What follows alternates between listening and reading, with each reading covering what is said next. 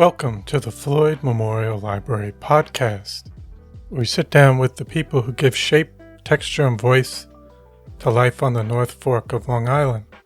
Some are rooted here by generations, others arrive by chance or choice, but all carry with them a piece of the story. We talk about what's changing, what's worth holding on to, and the currents of history, both quiet and loud, that run through this place. I'm your host, Christopher Bianchi, and for episode 187, we sit down with Paul Maffetone, founder of Michael's Hope and NoFo Rustik Flags. And just a quick note before we begin, this episode contains discussion of substance abuse, addiction, and loss, which may be difficult for some listeners. But for Paul Maffetone, we talk about the Michael's Hope, a nonprofit that was born from loss and dedicated to saving lives through education, awareness, and compassion. A lifelong resident of Laurel, Paul grew up in a close-knit family that valued hard work and community.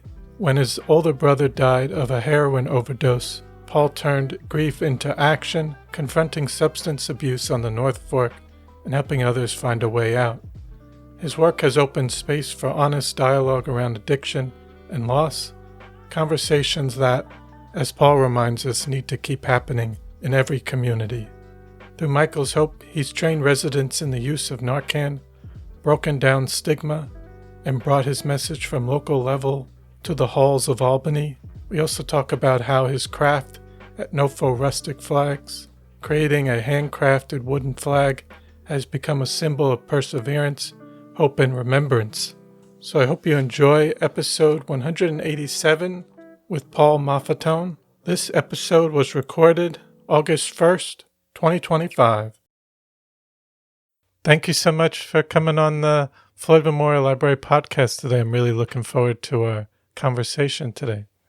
Yeah, me too. Thank you so much for having me. It's an honor to be here. Absolutely. And so just in the beginning, I'd like to start off if you can give us a little bit of history about your family on the North Fork, how long they've been out here. Yeah, so my name's Paul Maffetone. I'm actually born in Woodbridge, Virginia, but I didn't stay there long. My parents moved when I was like 6 months old. They're both originally from New York. My mom's born and raised in Queens. My dad's practically born and raised in Smithtown. He was born in Brooklyn, but by the time they got to the Smithtown house, he was 4. So he was raised in Smithtown. I came here from Virginia when I was like 6 months old. So I don't even consider myself a born in Virginia kid, although I like to say, hey, I was born in Virginia. Mm-hmm. I was raised first in New Suffolk until about 2nd grade. Mm-hmm. And then we moved to Laurel, and that's where we've been ever since. And what brought your parents out here? Yeah, so my parents met working at DHL at the airport in the city. And my dad was living in Smithtown at the time. My mom was living in Queens. And when they got together, my mom's sister was living in Maryland at the time. And my mom just wanted to get out of New York so bad. She didn't want to live in the city anymore. So she's like, let's go to Virginia. It was only about 45 minutes away from where my aunt was living in Maryland at the time. Mm-hmm. So my dad was like, let's go. So my mom transferred her job with DHL to Virginia. Mm-hmm. And then my dad got a job as a construction engineer doing concrete high-rise buildings. Mm-hmm. That lasted, they were there for maybe a year and a half, 2 years. They had me, and the whole family was like, what are you doing? You're all the way in Virginia by yourself. Like, come back to New York. Like, you just had a baby. So my aunt ended up moving back, and it was just my mom, my dad, and my brother. And they were like, yeah, we have nobody here, so let's move back. And they were honestly just looking for cheap, and they stumbled across my aunt. My grandmother at the time was living out here, mm-hmm. My mom's mom, So she was sending them newspaper articles of houses for rent, and it just happened to be the most affordable place to live at the time. So they ended up moving out here and getting a house in New Suffolk, right across from the water. Mm-hmm. And that's where my memories first started. Mm-hmm. Did you grow up more in Laurel, though, later on? Or was it... Yeah, I was only in New Suffolk until, like, second grade. Okay. Like, I did first grade. Me and my buddy Shane Alexander were the only first graders in New Suffolk School. New Suffolk School is a very small school. It's not a school anymore, but at the time there was like, I think our enrollment, it was kindergarten through sixth grade, and I think there was 21 kids in the whole school. It was somewhere between like 20 and 22 kids, something like that, in the entire school, kindergarten through sixth. Very small school. Mm-hmm. So my parents were renting a house at the time in New Suffolk, and they also knew that I wasn't getting the best education at New Suffolk, being that it was so small. And like me and my buddy Shane were the only first graders, and we were like in the corner of the second grade class because they only had 3 classrooms in a school that does kindergarten through sixth grade. So they knew they kind of had to get me out of there to get a better education, and they wanted to buy a house. So that's when they bought the house in Laurel and then moved me to Laurel School, which again was a very small school. Yes. And I'm curious, just even your time growing up or do you remember growing up in New Suffolk? Oh, absolutely. Growing up in New Suffolk was so much fun. I mean, it was like a community in itself. Mm-hmm. And even smaller community. Like people say the North Fork's a small community, but when you're involved in these like little communities that are tucked away like New Suffolk, you're like off the beaten path, and everybody knows everybody. And you walk to school, like I'm in first grade walking to school with my brother and his friends and my friend, and we lived on the water, so we had like a dock. Mm-hmm. And my parents, my dad had like a little boat. We'd go out on the boat all the time, and we used to drop pots in and collect like eels and whatever else. And yeah, I remember growing up in New Suffolk. New Suffolk was a part of growing up that I love to share, because not a lot of people actually went to that school. So to be a part of that history and alumni from that school is something that I like to talk about, because it's people are blown away. Like when my wife's from Comac, and when I was telling them like, hey, my first school was kindergarten through sixth grade, and we had like 20 kids in the school. And they're like, you mean your class? I'm like, no, the entire school. We took school photos. We didn't take class photos. Like they'd sit the whole school in the front yard, and there would be a sign in front of us that said K through 6, and it would be the whole school. Mm. It was, wow. Yeah, it was fun in New Suffolk. But then you said Laurel was small too. Yeah, Laurel. I mean, it was fractionally bigger. You know what I mean? By like a couple kids. It's not even a school anymore either. It's now like a early learning development center. Like pre-K or something like that. But yeah, again, it was a small school building in the front, and then a small school building in the back. I mean, maybe it was double the enrollment of New Suffolk, but again, Laurel is not even considered a town. It's a hamlet. It's a very small area too, but it was definitely larger. Like I remember how many more kids. It was kind of like culture shock at first going there. Like this is a lot of kids, but in today's standards, it's still not a lot of kids. Mm-hmm. And what about going into middle school? What activities would you do outside of school? I guess more middle school, high school. So like, I wasn't really into sports. I remember like I played basketball for like CYO basketball growing up, and I played like a year of baseball. Mm-hmm. But I never really, like I enjoyed watching sports, but I knew like I wasn't athletic by no means. Like this was not going to be a future for me. So I'd rather watch it than to embarrass myself playing it. Mm. But I mean, growing up at that time at middle school, you're talking early 2000s. Mm-hmm. We were just outside all the time. Like we had a basketball hoop in the front yard, and all my brother's friends, all my friends would come over. We were really into BMX biking at the time, so we had trails all over town. behind the Laurel Library, there was trails. Mm-hmm. We had trails behind the Norfolk Bank Operations Center on the main road in Mattituck off of Factory Avenue. There was BMX trails that we made back there. Across the street, and now's the preserve, we had BMX trails. So we had BMX trails. My buddy Mike Sabirai, who lived across from the Mattituck Laurel Library, he had a BMX track in his backyard.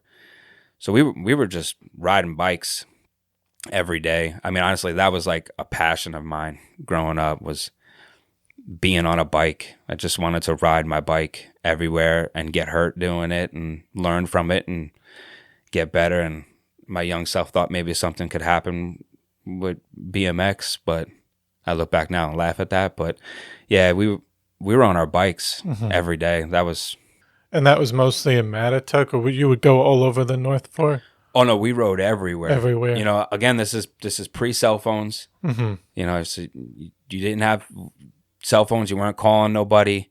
You couldn't call your parents. So you had to ride to your friend's house and then knock on the door and see if they were even home. With the chance that you rode all the way to their house and they weren't even home. And then you were like, oh, I just rode all the way here. Bobby's not even home. Which I lived on Bray Avenue, and one of my best friends through high school, Bobby Haas, he lived all the way down past Wendy's Deli by, closer to Breakwater, So it was a hike to ride your bike all the way over there to find out Bobby's not even home. But yeah, no, we would ride our bikes to Riverhead. We would ride our bikes to Greenport all the time. We rode everywhere on our bikes over the North Fork, everywhere, everywhere. And then what about schooling for you? How was that? Were you interested in any particular subject matter or not? School was fun. School was fun because we had a really tight-knit class. You talk to people that are not from the area, and you see that they graduated with 500-600 kids. And your class is 120 kids. We all partied at the same house party together. We had groups, like you had the goth kids and you had the jockeys, and you had the groups, but nobody was singling anybody out. We all hung out. Like, I look back now and I'm like really proud of how my class handled themselves. Like, we all hung out together. There might have been some kids that singled themselves out and didn't want to be a part of it, but for the most part, like, there was no bullying, so everybody hung out, and that made school really enjoyable. So even though I didn't want to maybe sit in class and learn some of the topics, and I always would think ahead too much, like, how am I going to utilize this in life? Like, I still barely use any of the math that I learned in math and, in today's world. And I didn't flunk, I passed all my classes. I graduated, I got through school. I think there were some classes like history that I maybe enjoyed more, just because my dad loves history and the History Channel played in the house nonstop. So I think that kind of intrigued me to learn a little bit more about our history. So I think I paid attention in history. But I ended up the last 2 years of high school, I went to BOCES in Riverhead. I knew I wanted to do something with trades. I knew I wanted to use my hands. I knew I wasn't going to college. I didn't, if I had to choose, I wouldn't have stayed in high school. So I knew I wasn't going to want to sit and pay for school. So I knew college wasn't in my cards. So I went to BOCES, Eastern Long Island BOCES in Riverhead, for automotive aftermarket installation. So we learned like car stereos, window tinting. We detailed cars. Anything aftermarket applied to a vehicle electronically is what we did. So, lights on cop cars and things like that. And I ended up getting my certification from that after that 2-year program. So I think BOCES really helped me get through my high school. That, and you were only in Mattituck High School for half the day because you left at like 11:15 or something like that to go to be bused to Riverhead to go to BOCES. And I think that's more so today. I think students are seeing that other opportunities elsewhere, because there was a lot of forcing people to go to college, and then you have all the debt with that, and it's not like you don't have to. Yeah, I felt like the pressure to apply to college and high school was real. Like, Yeah. your guidance counselors, I mean, they meant no harm, but the guidance counselors and the teachers and everybody was like pushing, oh, this place is giving out scholarship, do this essay to get this scholarship, or what school do you want to go to? That? And it's like, I don't want to do school. Like, I know I don't want to do school. Like, I know that it's not happening. I didn't come from a family of people that went to school. I came from a family of people that went to work. So I knew that I wanted to get into, my dad was a tradesman. I knew I wanted to get into the trades. I knew I wanted to work with my hands. And I knew I didn't want to start a career in debt. Mm-hmm. And that was a big thing to me. Like, I didn't want to start a career knowing that I have all this debt from going to school. That, honestly, now, like, I look back and a lot of people that I know went to school aren't even using their degrees. Mm-hmm. Yes. And were you interested, because some people are always looking to, they want to get away from where they grew up on the North Fork. Were you looking to move elsewhere? Or did you want to stay? Yeah, the grass is always greener on the other side, they say, Chris, right? Yeah. The grass looked really green off of the North Fork. Really green. I mean, so green to the fact that, like, I remember being in my early 20s and visiting Arizona a lot. And it got to the point where I started looking at apartments. And to this day, I still say that Arizona is my favorite state in this country. Besides, my wife and I, we go to Maine a lot now. So I think that has become my new favorite. But yeah, the grass was always greener. I think a lot of the kids I grew up with were so excited to get out and leave. And I don't even want to say it's for permanent, but just to leave, just to see what else is out there. Yeah. The problem is that, a lot of us left and saw what was out there. And then by the time they wanted to come back, it was too expensive to come back. So, but yeah, I definitely was 18, 19 looking, where can we go to get out of, there's got to be more than this, you know what I mean? Mm-hmm.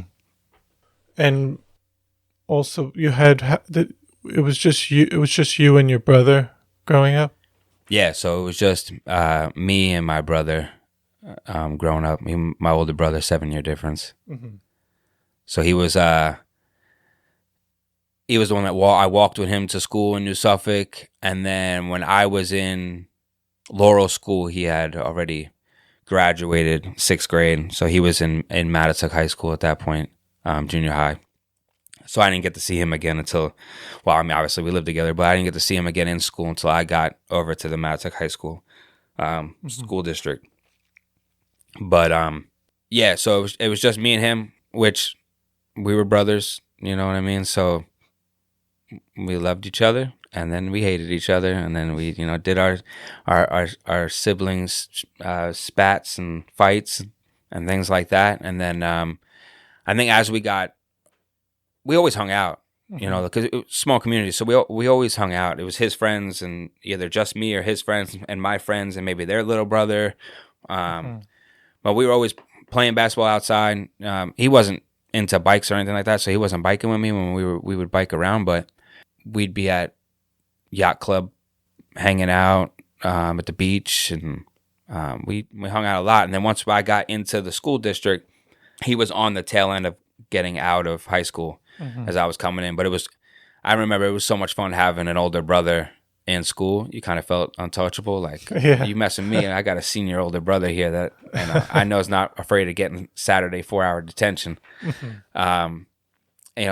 Seeing him high-fiving him in the hallway, it was fun. It was fun having an older brother on his way out as I was on my way in. And then as I got closer to being out of high school, then we were just hanging out almost all the time at that point.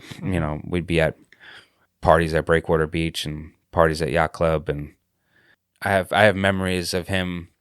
Like, I always thought it was so cool because, like, sound systems were such a big thing in cars back then. Like the louder the subwoofers, the everybody loved it, right? So my brother had like a Pontiac Grand Am, a white one, and a crazy sound system. And he used to drop me off to 6th grade. I was in Cutchogue East School at the time, because I transitioned from Laurel to Cutchogue East.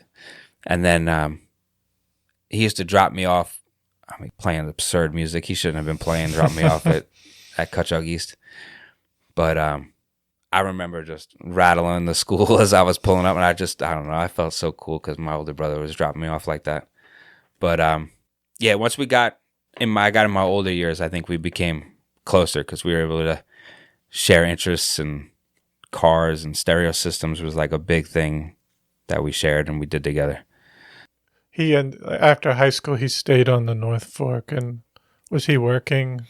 Yeah, he never left the North Fork. He had like a short stint living in Riverhead at one point with a couple friends. But for the most part, he lived in a house directly across the street from us. He had a buddy that had a house directly across the street from us, and he moved in there and he lived in there for years. And then he ended up getting a house in New Suffolk next to the old New Suffolk school. So he stayed on the North Fork. He was working. He delivered for Jernick Moving for many years. When he was younger, like 15, 16, 17, he worked at Braun Seafood. He did, odds and ends jobs here and there. Mm-hmm. But yeah, he never left the North Fork. Mm-hmm. And would you be willing to share your brother's story in terms of the loss, and then that led you to start Michael's Hope project? So my brother was, I'm not going to say a straight A kid. He was not a straight A kid, but he was a good kid. Like he was in ROTC in high school. Mm-hmm. He had plans. He had ambition, drive. When he was like 16 or 17, was working. They have a machine. It's like a fish skinning machine. So you put the fish on it, and it skins the fish. The guy that was working that machine didn't, for whatever reason, I don't know if he didn't come in that day or if he was busy doing something else, and they had like a whole slew of fish that needed to be skinned. So they pulled my brother, who was only like 16 or 17 at the time, and put him on that machine. And he was untrained. You had to be 18 to operate it. He was under 18. So he was not qualified. Should have never been on this machine. And he was skinning the fish, and his hand got sucked in and ended up skinning his whole hand. Years of rehab and, plastic surgery and skin grafts. And he had like almost 200 stitches. His whole hand was skinned. It's called degloved. I've never seen anything like it until I saw that. That incident was the downfall of my brother, 100%. Because at that time, opiates like Oxycontin and things like that were being pushed by the doctors because the manufacturers were just like, hey, write these scripts. Mm-hmm. And they weren't talking about the side effects and the potential danger that these medicines were going to have on the general public. So here's a 17-year-old being given a prescription for pain medicines, which he needed. I mean, I can't imagine the pain that he felt having his hand be degloved like that. But here's 17-year-old prescription pain pills. Take them, 3 times a day or whatever, whenever needed, and he's taking them. And it doesn't take long. They've come out since and said it only takes 30 days to become addicted to these things, whether you're physically or mentally addicted at that point. So it didn't take long before he was addicted. He was on those pain pills for a while, and he couldn't close his fist. He couldn't close his hand all the way. The skin would stretch and it would break. So he was on them for a long time. And then when he turned 18, he ended up winning a settlement against, so he ended up getting into a lawsuit for negligence for having him on the machine, but then he also sued the manufacturer of the machine company because they didn't have like a guard to prevent something like that from happening. Mm-hmm. So now he's 18, he's addicted to pain pills, and he comes into a large lump sum of money. And I'm not going to say it was like millions of dollars, but for 18 years old, you get, anything over 50 grand, and it's like, that's you're rich, especially back in the 2000s. You're 18, you're rich. But eventually the prescriptions stopped. the doctor stopped writing the prescriptions after however long, but the addiction had already settled. So from my knowledge in those earlier years, again, I'm naive. I'm doing my own thing. He's doing his own thing. We're hanging out, we're talking, but this is something that nobody's talking about addiction at that point. This is not a thing. This doesn't exist anywhere. Like he's not living under a bridge, and he's not an alcoholic. So nobody knows about pain pill addiction at that point, really. So it wasn't until his money ran out, he bought cars and things like that. Just a dumb 18-year-old.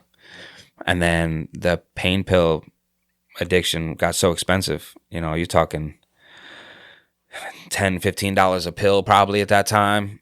And you're eating, 4 or 5 pills a day, and then it got so expensive. And then somebody came along, somebody local from the community that was also addicted to pain pills, I believe at the time, came along to him and was like, hey, if heroin is going to make you feel the exact same way, and it's so much cheaper.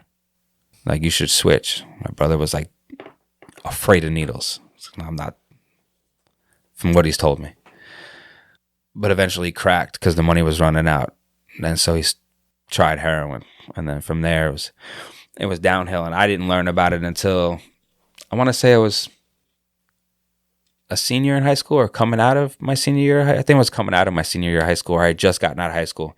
And we live in a small town, so everybody talks. And I heard rumor that my brother was using heroin. And I'm like, what? Like, well, what is even heroin? That doesn't seem right. What is heroin? That seems like something you see in the movies. What is that? There's no way. But I told my parents anyway. And so a little backstory for that. So I got arrested in South Old Town on drug charges when I was 17 years old. I was in the car.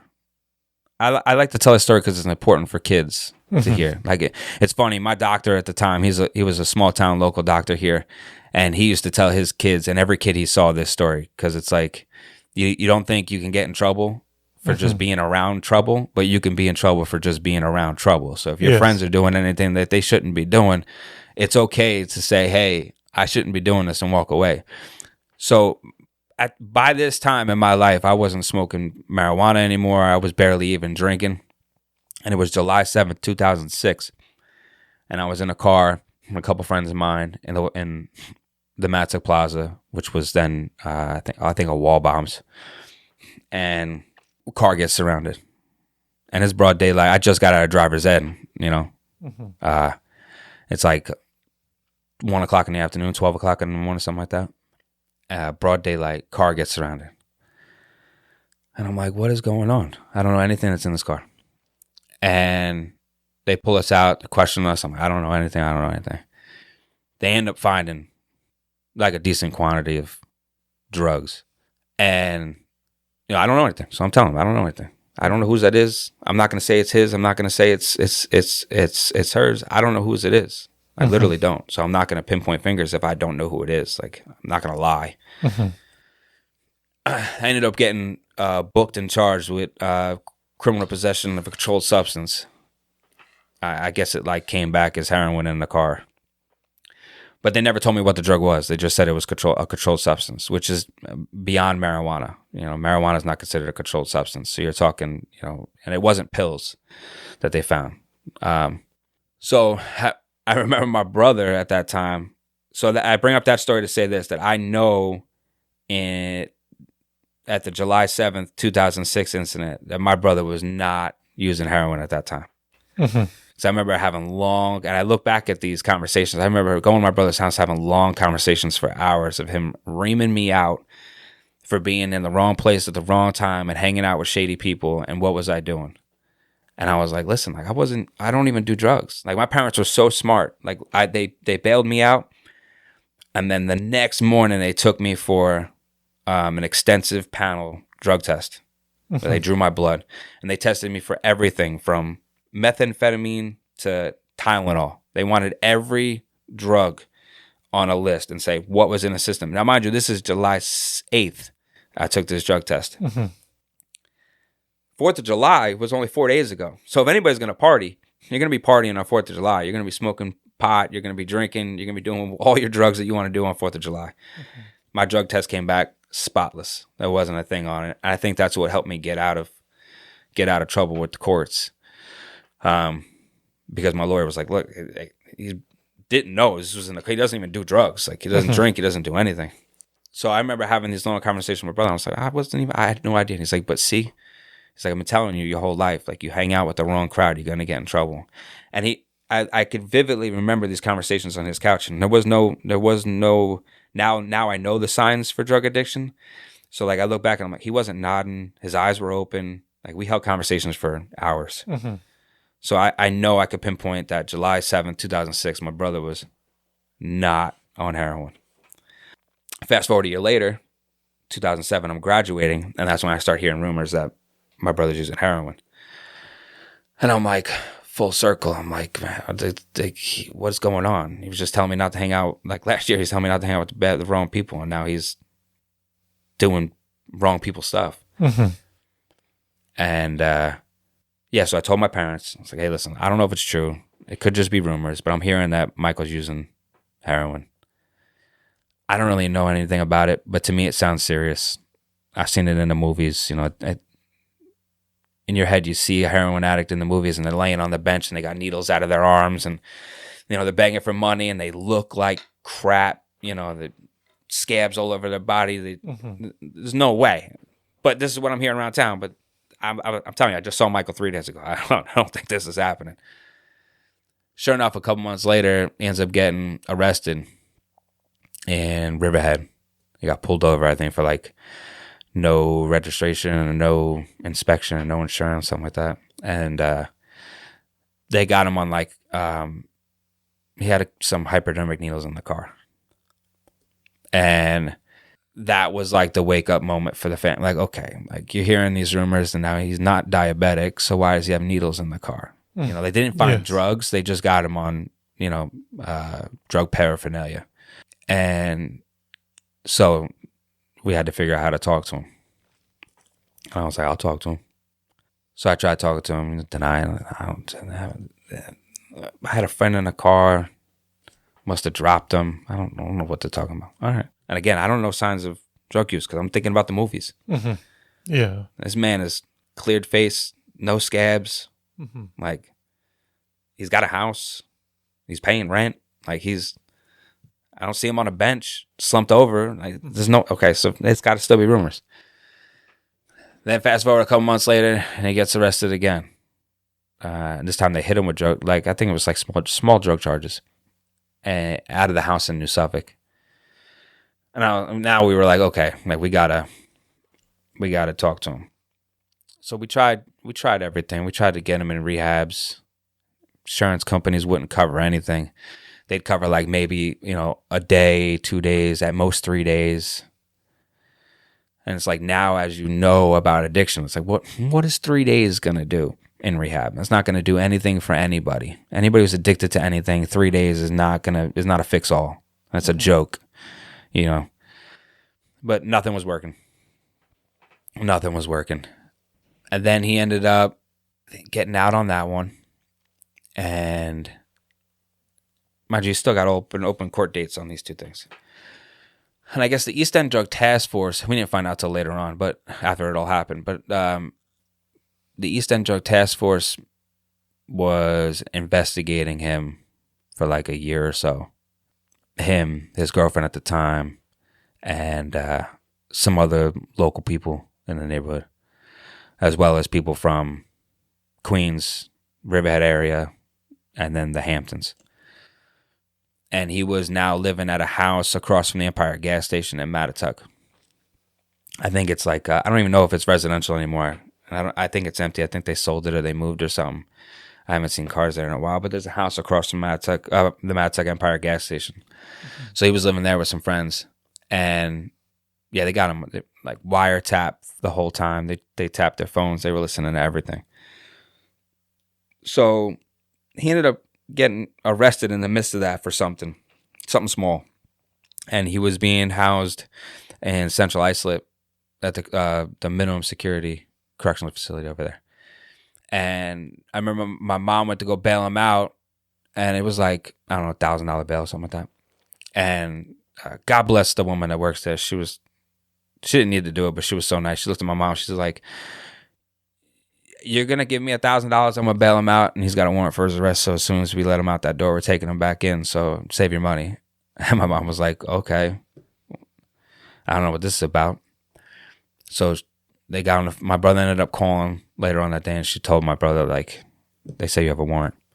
Nobody knows what it's for. Nobody." And like a couple days later, all of a sudden, it's everywhere on the news. Newsday, News 12, local newspapers, everybody. We see my brother's mugshot, with his girlfriend and like eight, 6 or 8 other people with this giant, operation of heroin sale across eastern Long Island. And we're like, what? Again, at the time, you think about movies, you're like, if somebody's involved in a drug trafficking ring this large, where's the money? Like, he didn't even have a car at the time. Now, you would think somebody involved in such a large drug trafficking trade would have at least a car. I mean, they might not want to drive around something flashy because it might get noticed, but at least have a car. He had nothing. He was broker than broke. So none of it made sense. We're like, there's no way. Mm-hmm. There's no way. He somehow got caught up in this, but there's no way he's trafficking. I think that his initial arrest had, I think it was like 29 or 32, something like that, felonies, like on that arrest. And we were like, there's no way. That was in 2010, 2011, something like that, 2010. Yeah, 2010. And so then what ends up happening is, I guess, detectives from the East End Drug Task Force come to our house to talk to us.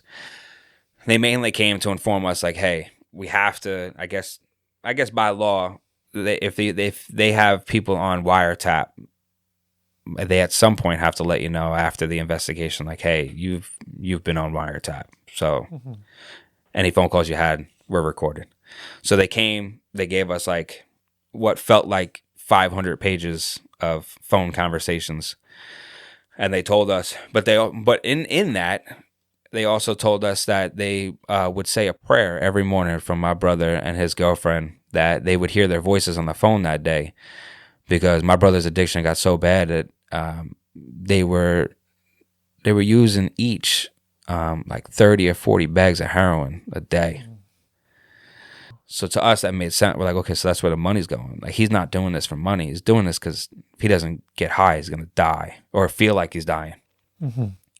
So he's literally just a drug addict that's wrapped up in whatever this is to get high. Pi doesn't even realize how big of a thing he's in, because he's just doing this to get high. So when they told us that, we were like, holy crap. Like, you don't realize until you talk to other people that have used heroin that, how much that really is. Like, 30, 40 bags, they're using 4 bundles of heroin a day. They're literally living just getting high to get by. You know what I mean? Yes. So that was eye-opener. But he was safe. What we thought. He was safe. He was in prison, jail. Excuse me. He was in jail. So we're like, you know what? We can sleep at night. We know where he is. We know where he is now. He's clean. He's in jail. So he ended up pleading out to a couple of the felonies. They dropped most of them. And he got sentenced to do a Willard program upstate New York. So it's prison, but it's prison based around rehabilitation. So like, you do this Willard drug program for like 15 months or something like that. And as long as you pass the program, you come home. So he was in Riverhead he got transferred. They raised his bail to $1 million. So they couldn't keep him in central isolate because the bail, it's like low bail jail there, small offenses. So they transferred him to Riverhead. He did like 15 or 16 months in Riverhead until he got sentenced. And then it took him about a month or so to transfer him from Riverhead to, I think he went to a facility called Downstate in upstate New York. And that was just supposed to be like temporary to transfer him to the Willard program. And out of nowhere, we get a phone call from him one day. He's like, I'm coming home. And we're like, what do you mean you're coming home? Like, you didn't even get to Willard yet. And he's like, yeah. So an inmate told me here that they have a certain amount of days from my sentencing to get me to where I need to be. And I've been here way longer than I'm supposed to. So like they're violating my civil rights. I need to get, like, my time doesn't start until I get to Willard. And they're holding me here. They held me in Riverhead for an extra month. Now they're holding me here. It's delaying my process that I need to go to. So they're violating my civil rights. So I need to put in what's called a writ of habeas corpus. I'm like, what is that? He's like, I got to explain, my dates, how long the process, everything. And I send it into the warrant of the prison, and we'll see what happens. And a couple days later, he's like, yep, coming home. I'm like, really? And they're like, yeah, they violated my due process. And the judge ordered my immediate release. He's like, so they're giving me a bus ticket, paying for a train ticket, and taking the bus to the train to Penn Station around Concom. I'll be there around this time. And we're like, whoa, not prepared, but excited.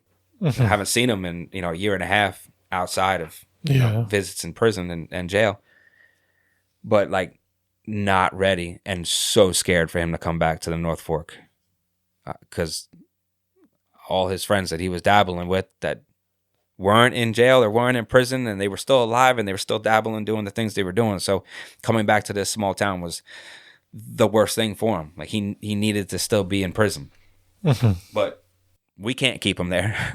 So the judge said, come home. So he came home in December of 2011, and he was good. He got a job right away. He went and paid off all his fines that he had with the DMV to get his license back. He was a parolee, so he got obviously Medicaid and food stamps and things like that. So he went through all social services process, got everything, all that in order. Like I said, he paid off thousands of dollars in fines to get his license back. That he got money from working. He got a local masonry job with a local guy. And he was working every day from like the moment he got home. Working, wanted to save money, was doing right. And then somewhere he must have ran into an old friend. I know who that old friend is, but he'll remain anonymous. He's in prison right now, that old friend. But he ran into an old friend, and he started talking to this girl. Again, she's from town, and I don't blame them. I blame him for being stupid enough to go back and hang out with these people. But so they must have started doing heroin again at some point.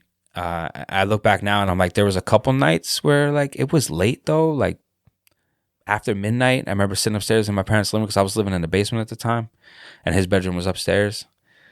And I remember we hanging out in the living room, and he would have like an Arizona iced tea and a Reese's Fast Break, like he liked that candy bar. And he'd be sitting at the island in the kitchen, and I'd be sitting on the couch, and I'd be watching. He'd be nodding off, but it's like after midnight, so I'm like, he just worked all day, could be tired. Like I didn't, but again, I still don't know the signs of addiction at this point. So I'm like, all right. And then so he came. So he came home in December, and then February 8th, he came home from work. He was exhausted. He came from work. My dad was going to make dinner. So my brother was going to take a shower. My dad was running to Wall Bombs to go get food for dinner. And my brother's like, use my food stamp card. Like, I'm not going to use it. I don't have my own house yet. So, like, take my card and go buy groceries. So my dad's like, all right, took the card. And then my dad's like, oh, crap, I think this needs, like, a pin to this. So my brother had already hopped in the shower. So he's like, let me go knock on the door and get the PIN card. So he knocks on the door, and you hear the water running, but there's no answer. So he knocks again. No answer. Now I'm downstairs in my bedroom, but I hear my mom panicking, and I hear banging on the door, and I'm like, what is going on up there? So I run up there, and my mom's like freaking out. She's like, Michael's in the bathroom, Dad's knocking, he's not answering. I was like, we got to break that door down. My dad's like, yeah, but I don't want to break it down, him be behind the door. Like, I don't want to hurt him with the door. And I don't know where he is in the bathroom. So my dad's like, we gotta pick this door so we could open it. So luckily it was like one of those bathrooms that had like the hole on the other side, so you were able just to find something and get it in there and twist it and get the door unlocked. So we frantically look. My mom's freaking out. Got some, propped it open. Opened the door slowly, felt no pressure, so we knew he wasn't behind the bathroom door, and we threw the bathroom door open. And he was slumped over the bathtub. Water was running. He was already blue at that time. So my mom was outside freaking out, screaming. Neighbors are coming out. I called 911. Luckily, we live in a small town, so as soon as the it went over the scanner to the local fire department that, we had a male at the Maffetone residence, 75 Albany Drive, unresponsive. I've never seen people show up. The love I felt that moment when I seen like my best friends, Bobby Haas and Matt Shaw, pull up in their personal cars on my front lawn because they thought it was my dad. They weren't even thinking that it was my brother. You felt like the compassion of being in a small town. They got there so fast. And they did. They started working on him. They hit him with like a couple doses of Narcan. I mean, talking minutes had passed already by now. Mm-hmm. So they hit him with a couple doses of Narcan. They got a heartbeat back. This is going on like 15. It might have even been longer than 15 minutes. It felt like hours. I mean, I was getting into the fight with police officers because they didn't want me in the house. And I'm like, it's my house. It's my brother. Like, so much was happening. There's lights flashing in the neighborhood. All the neighbors are coming out. I'll never forget hearing my mom scream on the front lawn, like nonstop, just screaming on the front lawn. The dogs are barking because we had to put them in the cages because we knew people were going to be in and out of the house. So they might have been working on them for 20 minutes before they felt comfortable enough to put them in the back of an ambulance after they got a heartbeat back. So they got a heartbeat back, and they rushed them to Pecan Bay Medical Center in Riverhead. My parents filed the ambulance. I had to take care of the dogs and do some things before I left. So I did that, and then I left, got up to the hospital. They had my brother in wasn't in ICU, it was just in another room. But they had him hooked up to like all sorts of machines and stuff like that. They got a heartbeat back, but I guess they weren't getting like brain activity because he had gone without oxygen for so long. So they ended up transferring up to the ICU. And again, this community, sometimes you don't realize how beautiful your community is until you're in despair and tragedy strikes home. And we had so many people. When I tell you, for 3 days, we were in that ICU in Riverhead Hospital. We had so many people. They had to give us our own waiting room right outside the ICU door. We had people sleeping on the floors. People didn't want to leave us. They were sleeping on the floors for 3 days. I mean, I don't know. These people must have work. They weren't going to work. These were like just childhood friends and people that we barely knew from these people were sleeping in the hospital with us for 3 days, to the point where they were like, you need to go home and shower. Like, we'll stay here. Like, you do what you got to do. If you got to stay here, stay here. That's fine. We're still going to stay here with you, but go get some fresh air. Like, go home, shower. It's been 2 days, They slept there on the floor in the hospital. And then it came to the point where, the doctors said, like, hey, his brainstem herniated. He's technically brain dead. So, like, we're keeping him alive on the machines, but we got to have a discussion. So it was a tough discussion, and my parents decided that they knew my brother wouldn't want to live as a vegetable hooked up to machines the rest of it. I mean, I don't think anybody would choose that. So they made the decision on February 12th to, turn the machines off. And again, we had a wake service. Like, there was that many people. Wow. The staff, God bless the staff in the ICU. They were so understanding, but they were like, listen, we'll let you come in 2 by 2. Let the family in first. Take as much time as you need. And then we'll let people in 2 by 2. And they stood at the ICU doors, let 2 people in at a time. There was a line down the hospital of people. I've never in my life seen anything like it. I can't tell you who was there. I could name on like a couple hands who was in that hospital with us.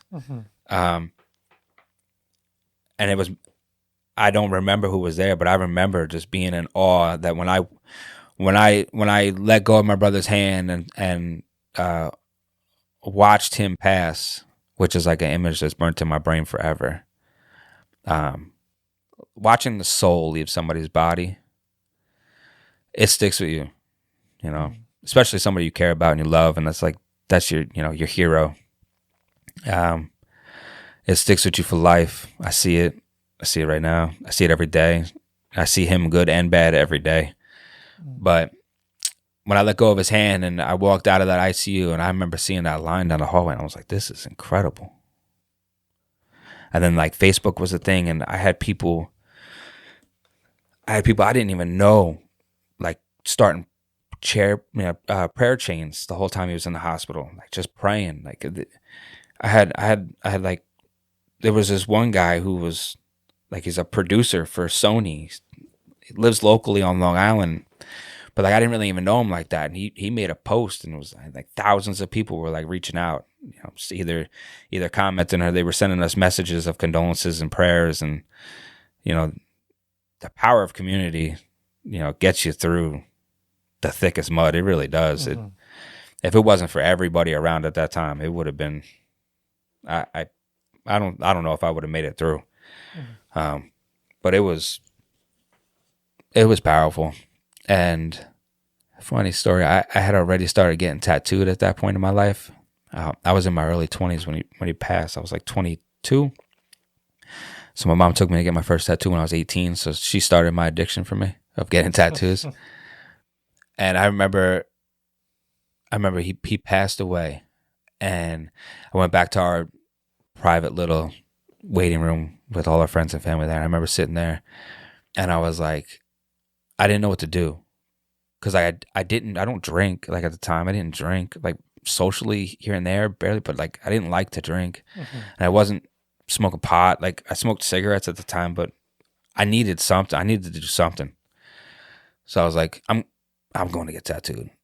And I made a tattoo appointment like 2 hours after he passed. I went and got a memorial tattoo for him on my chest, like that night that he passed away. And the tattoo artist, I remember, he was like, it's the first time I'm doing a memorial tattoo, and I'm putting today's date as the death date. Like, you were quick to get this tattoo. And I was like, I just needed to feel, I needed to feel something other than this mental feeling I'm feeling. I needed to feel physical something. So I needed this. Yeah. So, he passed, 29 years old. And I remember being so confused, lost, just confused and lost. Like, this doesn't happen. And then, it almost spiraled me out of control. Yeah, I went through a dark time for a little bit, but I'm fortunate to have survived that dark time, and I didn't let it take me from here. But yeah, it's a moment that changed my life forever. Yeah. And from there, when was the moment that you felt you needed to start advocating and discussing some of these? Oh, it wasn't until years later. Years later. Okay. Yeah. Well, first I had to figure out how to not die. Mm-hmm. I needed to figure out how to live again. Mm-hmm. You know what I mean? Because I had died mentally and emotionally. And so many times I didn't want to be here. So for the first year and a half, first year's the worst, right? With anybody who passes. Yes. And that's what I tell people to this day. You know, like I have a lot of people that have lost siblings in these last 13 years and they know I went through it. So they feel comfortable enough to ask me. And I always say the first year is going to be the absolute worst. You got the first birthday, first Thanksgiving, first Easter, first Christmas, you know, the first death date, you know, his heaven's birthday. You know, you get the first year is going to be torture. Your life is going to be forever changed, but you'll learn to live again. So, and I say that because I went through it. The first year was torture, and then after that, I had to learn to live because I wanted to die so bad that first year that I had to learn how to live. Like, okay, this is my life. These are the cards that I was dealt. I can't change it. I can either run from it, and that's going to create more pain for the people that love me and I love. And I watched my parents have to go through this with a child, which I don't wish on my worst enemy. Watching my parents go through this was almost more traumatic than actually losing my brother. Watching no parent should have to bury a child. It's the other way around. Like we're supposed to bury our parents. So it was tough. So first couple years were just getting through, learning to live. And then once I was starting to live again, all the questions. Now, how does this happen to us? How did this happen to him? How did we not know? Like, yeah, okay, once he started getting arrested, we kind of knew. But before that, it's not like we lived in a different state and we didn't see him. We saw him all the time. He was coming over. He was taking food out of the refrigerator. We saw him on a regular basis. You know what I mean? I used to pick him up and bring him and his clothes to the laundromat in Mattatuck. Like we were together. What did I miss? So that's how the whole thing started with me getting into the advocacy part of it. Was I had so many questions that nobody could answer. And then also it's a small town. So everybody looked at you like, oh, you know, your brother was a drug addict. Oh, stay away from the Maffetones. Brother's a drug addict. Yeah. You know, he got arrested when stay away from Paul. He was arrested for drugs when he was 17. These things happen. Hate to let you know, but you know, these things happen. So there was nobody in town I could ask. Who do I ask? So I ended up finding like Facebook groups, and they weren't really answering questions, but they could tell that there were these groups of people that were just mad. And I remember getting my hands on a shirt that said "Shoot your local heroin dealer." It was a white shirt and big bold black letters from the neck all the way down to the waist. It just said "Shoot your local heroin dealer," and that resonated with me. I'm like, yeah, that's right. And people might have considered my brother a heroin dealer, but he was an addict first, just trying to get high and survive. So I bought that shirt, and I ended up finding like an event that was happening in Western Suffolk County where they were talking about this. So I was like, oh, let me go. So I went, and I couldn't believe how many people were there. There were so many people there, siblings, parents, people in recovery, government officials, police officers. There were so many people there talking about this. And I'm like, oh, wow, okay, so this is crazy. Like, it's a lot bigger than I think it is. And then at that time, you know, the newspaper articles are starting to talk about addiction a little bit more. And I remember seeing the numbers, and I'm like, wow, this is like really damaging to our community. Like this has got to be happening on the North Fork. This has got to be. It can't be just my brother. He was supplying the North Fork according to the detectives. So we can't be the only one. But why do I have to go all the way to Western Suffolk County to talk about it? So I started going to these events in Western Suffolk County, learning, getting involved, shaking hands, meeting people, and then really trying to understand addiction for myself first. What is addiction? how does it start? Where does it come from? What does it look like? What are the different forms? And not look at Hollywood for addiction, but look at real life, what addiction is. So I started doing that, and then I was like, man, we got to get the word out back where I'm from. And I started talking to Tim Sini. He was the DA. He was I think he was top cop at the time, or he was just getting into DA. I think it was before he was DA. I think he might have been top cop. I remember talking to him like, man, I come from, all the way from Mattatuck. Nobody's talking about this out there. You know what I mean? Like, we got to talk about this. So they started, telling me how to get involved. So then I didn't know how to go about this, but I knew I needed to get the word out somewhere. And I knew that my Shoot Your Local Heroin shirt got a lot of attention, good and bad. I was getting death threats in my Facebook account, and but then a lot of people were like, yeah, like, I need that shirt. And I'm like, all right, well, I'm not going to rip off somebody's shirt. You know what I mean? So what can I do? So I got a bunch of like black rubber bracelets made that said, I hate heroin on it. So they were black bracelets in the white lettering that said, I hate heroin.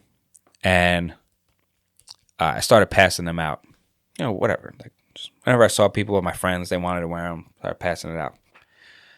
But I still just didn't know, like, this wasn't enough. I didn't know what I was doing. So, turns out my now wife. So I had built like a motorcycle, right? And I was looking for a photographer to do a photo shoot with it. And there was this girl that I had met a year prior at the Jacob Javits Center. I was actually there looking for a motorcycle to purchase.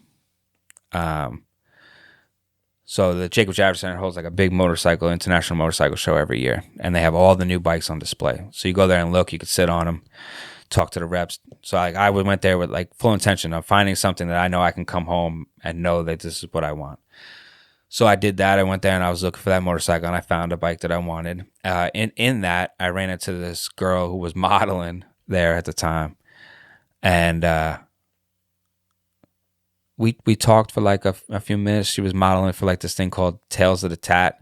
I was pretty heavily tattooed at that time. So they were looking for people to interview. And I was like, nah, I'm like not interviewing for this. Like, come on now. So I remember we talked for a few minutes. I followed their page on Instagram, but like there was something about this. I'm like, there's something about this girl. And I remember my buddies, we were on the train back, and they were like, you gotta find that girl. So a year later, I happened to we had became friends on social media in that year time, but like we didn't really talk. And then a year later, I reached out to her and I was like, hey, listen, like I need somebody you're a model, so you know photographers. I was like, I need a photographer for the bike, and then if you want to model on the bike too, that'd be awesome. So she was like, yeah, let's do this. So she modeled on the bike. We got her photographer to take pictures, awesome pictures. We hung out, and it's funny because I heard one of your previous guests talk about being at the Kings Park Psych Center, doing urban exploring and stuff like that, and that's where we did the photo shoot. I brought the motorcycle inside Kings Park Psych Center. Wow! So we did the photo shoot inside because all the walls were graffitied and they were falling apart. And the same thing he explained, like there's just something about that that's super appealing, being in old abandoned buildings. So we were like, this is what we're doing. So first we did it down by the beach.